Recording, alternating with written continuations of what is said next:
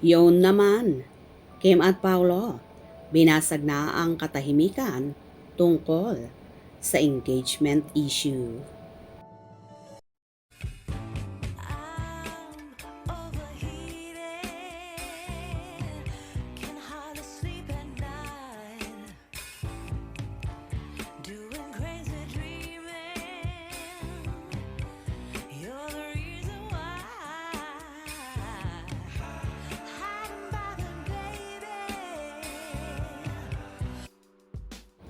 Usap-usapan nga ngayon sa social media ang naging matagumpay na show ni Kim Chiu at Paolo Avellino, ang Love Kimpa World Tour, kung saan nag-umpisa sa Redwood City, Anaheim, Edmonton at Toronto, Canada. Na posible pa nga raw masundan ito ng second leg dahil naging successful nga at dinumog ng napakaraming tao ang naturang show na yon ng Kim Pao, na sila lang ang kauna-unahang love team na nagkaroon ng world tour. Kaya so happy naman ang kanilang mga supporters. Nagbigay ng reaction sina Kim Chiu at Paolo Avellino sa kumakalat na usap-usapan tungkol sa umano'y engagement nila. Ngunit sa halip na seryosong sagutin ang tanong, ay mas pinili nilang gawing light at iwasan ang kontrobersiya.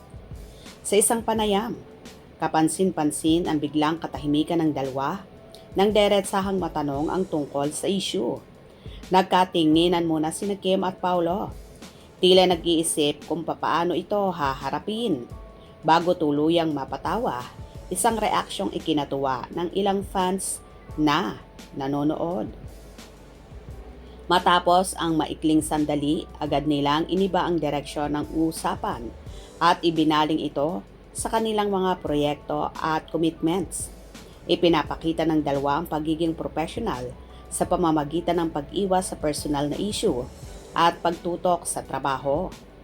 Dahil dito lalong naging usap-usapan online ang kanilang naging reaksyon.